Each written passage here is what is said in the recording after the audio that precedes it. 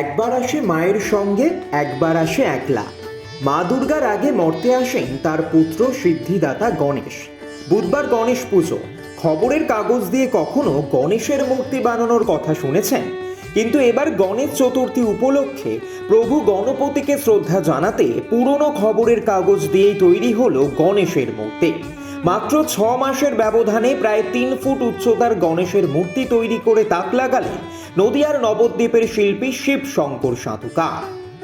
সেই গণেশটার যে নানা রকম কারুকার্যগুলো দেখছেন সেগুলো আমি সুন্দর করে আরো ফুটিয়ে তোলার চেষ্টা করেছি।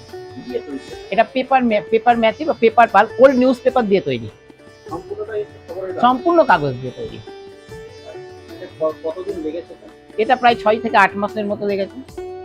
কিন্তু কে এই ব্যক্তি জানলে অবাক হবেন।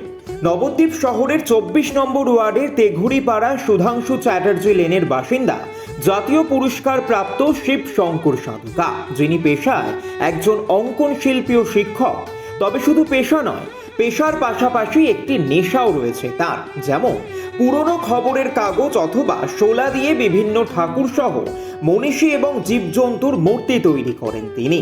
ফেলে দেওয়া সামগ্রী দিয়ে তৈরি করে ফেলেন আশ্চর্যজনক চোখ ধাঁধানো সব জিনিসপত্র।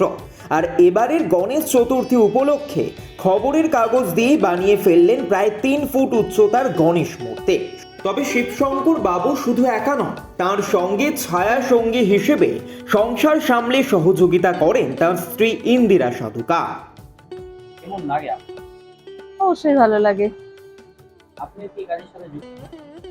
আমি বলতে আমি টুকটাক হেল্প করি, যেমন কাগজের মন্ড যখন তৈরি করেন তখন হয়তো মন্ডটা মেখে দিলাম, বা ছোট ছোট হয়তো কিছু পারি। আমি সেরকম ভালো পারি না, তবু একটুখানি সাহায্য করার চেষ্টা করি আর কি। সম্প্রতি তার এই শিল্পকলা বিশেষ সম্মানে সম্মানিত হয়েছে জাতীয় পুরস্কার পেয়ে।